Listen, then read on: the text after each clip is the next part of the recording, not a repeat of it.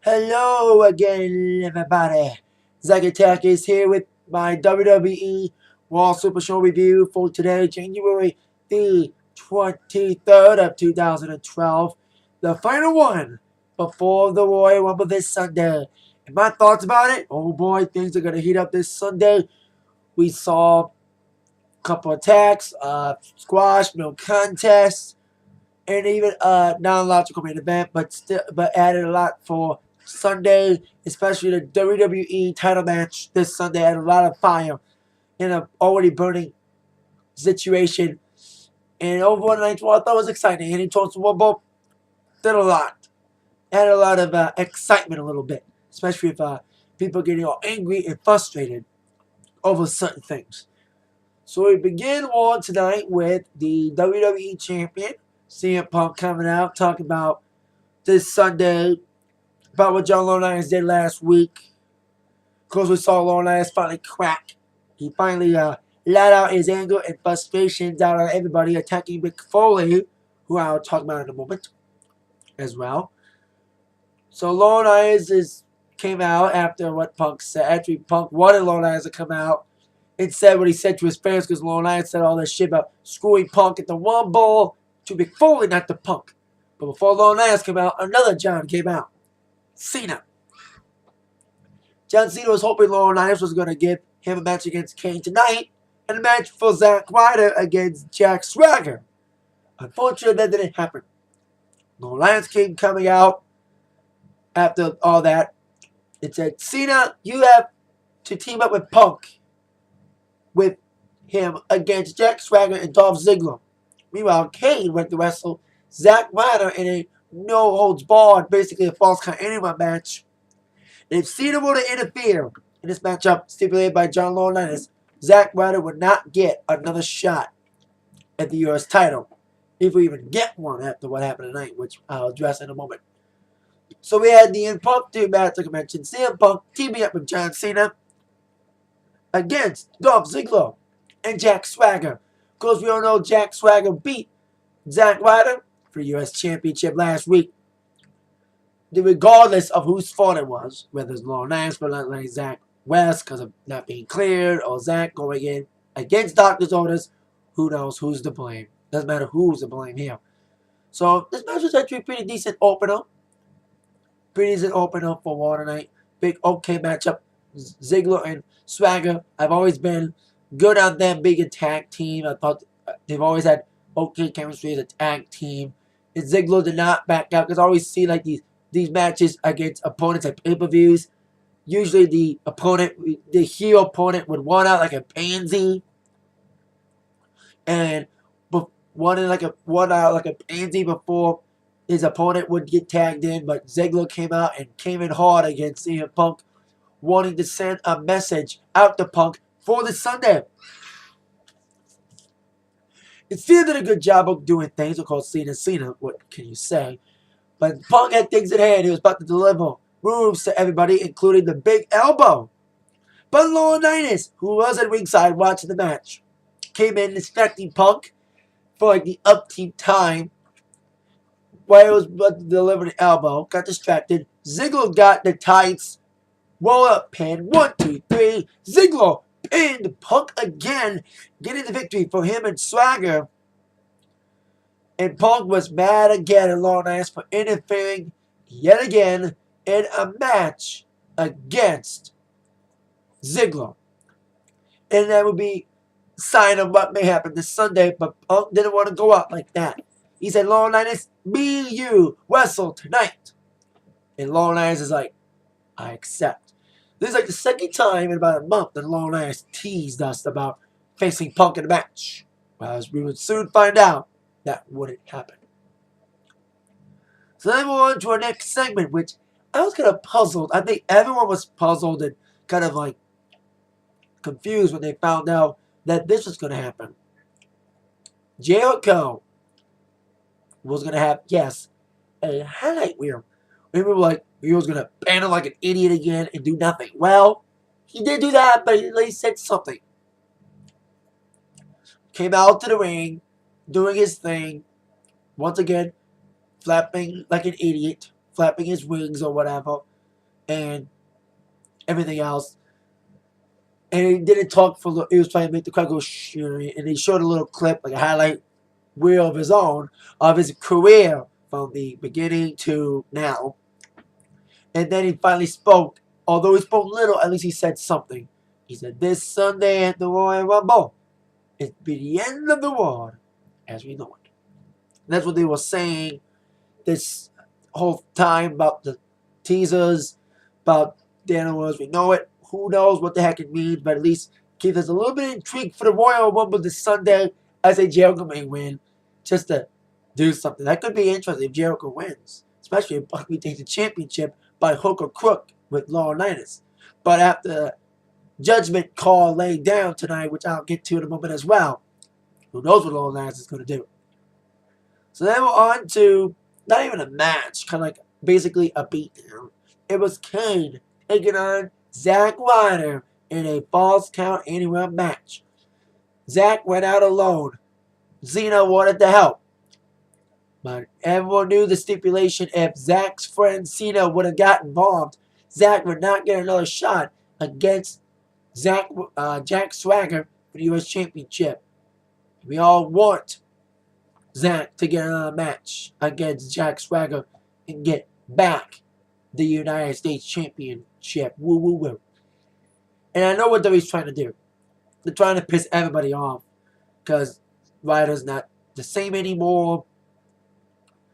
And he lost last week and he lost again tonight. Well, not officially lost, but still. It was basically a beatdown. It was like an extended version of the Jack Swagger match last week. Zack Ryder got his butt whipped and tried to fight back, but Kane would just beat up on him. Instead of this Zack Ryder squash going 5 minutes, this went 15 minutes. Kane just destroyed Zack Ryder, just beat him up, and then chokeslam him off the stage. You can tell that place that he chokeslammed Ryder on was placed there for a reason, so it could easily break for Zack Ryder to fall down. And Ryder was carried out on a stretcher. And he said later on he had a severe back injury, so who knows if he'll be even participating in the Royal Rumble. But I know the Broskis are upset about what they're doing with Ryder. But I know what they're doing. They're trying to piss us off. They're trying to make us rally for him again. You know, we're like, oh man, Ryder's down again, man. We don't want Ryder to get down again, man. We don't want him to be Jumbo again. We gotta rally big time. We gotta support this Ryder Revolution as much as we can. Woo, woo, woo. You know it, baby. That's what they're trying to do. Trying to get people to get back on the Zack Ryder bandwagon by having Zack Ryder get his butt whipped to get fan support. To get a lot of support from the fans. Again. So, there you go. Orton mentions being in the Royal Rumble. Chris Jericho, as we all know now, is this Sunday. Like I said, he'll be in the Rumble. Now we're on to our next match following the whole Zack Ryder thing, who was carried down on a stretcher, and Eve went with them, saying that this is all John Cena's fault. Could be. Who knows? It was another big squash match. It was Jinder Mahal taking on Sheamus in another match.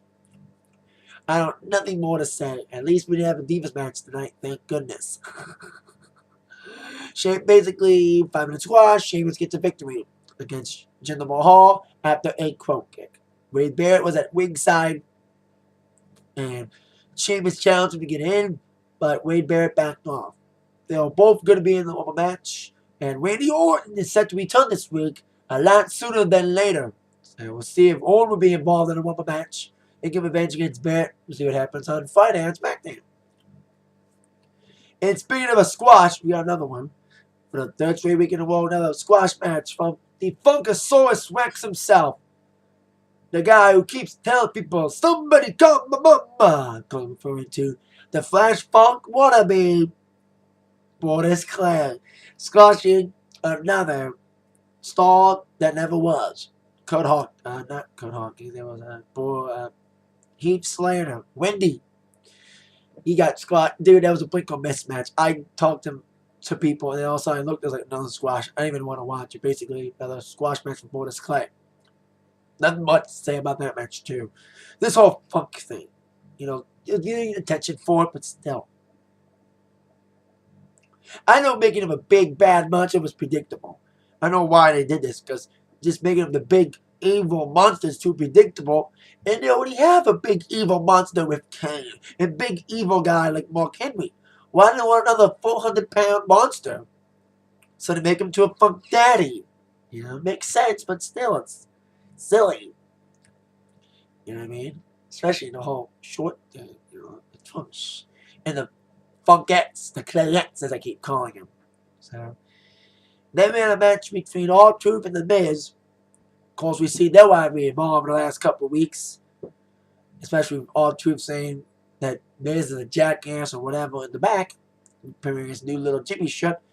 And R-Truth and Miz had they've been attacking each other left and right, but there's a first match between each other. They'll both be in the match itself, which let alone has to add this stipulation. The loser of this match will go in as #1 in the Royal Rumble match. Only 2 men, as we know, have been #1 and won it. Shawn Michaels and Chris Benoit. But they won't mention Chris Benoit. We all know the story. Deducted for that for a moment. We had a little matchup with R-Truth and Miz. Kind of an okay matchup. Miz tried to get the upper hand on R-Truth, but R-Truth got the lie detector and got the victory over Miz. That means Miz will go in the Royal Rumble as the #1 entrant. So we'll see what Miz can do at #1. But I'm surprised they didn't say win against number 30. I was kind of, you know, it would have made a lot more sense if they had win to be #1.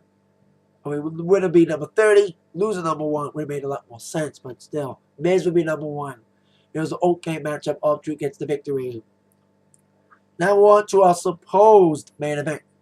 CM Punk taking on John Laurinaitis. Preparing himself for the matchup, he got a note before the commercial break. Laurinaitis would come out with David Otunga and announce that note. Because the WWE Board of Directors are upset about what Laurinaitis is doing. Of course, we saw what happened last week with Laurinaitis saying he'll abuse his power as the referee by legitimately screwing CM Punk out of the WWE Championship this Sunday at the Rumble. But they said tonight that his rulership of being general manager is being under review. Next week on Raw, there'll be a job evaluation. They'll determine if he'll be safe as Raw general manager or he'll go bye-bye. But the news did not suit good, aiming towards Laurinaitis getting safe because they announced who's doing the evaluation. The COO, Chief Operating Officer. You know who that is. The Game, Triple H, who of course hates Laurinaitis with a passion. So Laurinaitis may get the boot next week. And he tried to apologize. He tried to kiss ass to everybody, try to save his job. Even allowing Mick Foley to be in the Royal Rumble kind of spoils it as a surprise. Like, they might have said, ooh, Foley's not in, then surprise everybody by being in. But he is in, according to Laurinaitis. After not allowing him last week, but we don't know if Foley's not going to win it anywhere. So Laurinaitis has said, because of the situation of my job being under review, because of my actions of saying I'll screw you, I will not wrestle you tonight. Instead, Otunga will. Basically, 5 seconds. Basically, Otunga got in there, got the Anaconda Vice gripped on him, and see, it wasn't even official. They didn't ring the bell, so basically, Punk got Otunga and the Anaconda Vice. Wasn't declared a match at all, and it was eyeing Laurinaitis. He was eyeing him. He kicked Otunga out of the ring, got his hands on Laurinaitis, gave him the GTS to go to sleep. But if you think CM Punk was going to end War with the last word, that would belong to the #1 contender, Dolph Ziggler, coming in from the crowd from behind, delivering a zigzag or a move or something on Punk. Big move on Punk, laying him out in the middle of the ring, sending a huge message to the WWE Champion, heading towards this Sunday's Rumble match for the title. We all know the WWE Championship will be the only title defended. Triple threat steel cage, Mark Henry, Daniel Bryan, and Big Show. So it's going to be an okay woman pay-per-view. And tonight's main event, adding more fuel to the fire, and Laurinaitis getting GTS by Punk. And once again, teasing another match, because Laurinaitis said about a month ago, if Punk won his gauntlet match, he would get Laurinaitis, which he never did, which gave Ziggler this match after getting screwed out of the initial match against Punk for the title.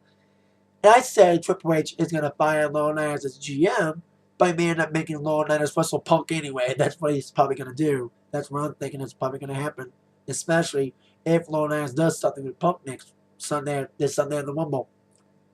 But tonight, wrestling-wise, was just okay wrestling tonight. But heading towards storylines with Rumble, with what's been happening with Kane and Cena, with Kane choking something Wyatt tonight, adding more feud to Cena's angle. And you saw when they were rolling Wyatt out, Cena was attempted to be interviewed with Josh Matthews. He pushed him away. You saw Cena in the camera like ready to fire up. So I mean, Cena's going to come in like a house of fire, going to be enraged this Sunday. So Kane better watch out. Okay, may influde, take out those flames of hate that Cena may be growing. So let's see what happens with Cena now. Now he's feeling mad. But tonight's Raw, when it comes to storyline wise, add a lot more excitement. Add a little bit of excitement for this Sunday's Royal Rumble. 25th anniversary. Wrestling wise, should have been better. But we'll see what happens this Sunday. That is it for my WWE Raw Supershow review. Thank you very much. Comment your thoughts on Raw below. Who do you think is going to win the Royal Rumble? Who are your picks? Who do you think is going to win the big thing? Do you think Laurinaitis is going to screw Punk? Comment your thoughts on the show below. Thank you all very much. You've all been attacked by review from Zach. Thank you all very much. See you all later. Good night and bye-bye. Oh, yeah.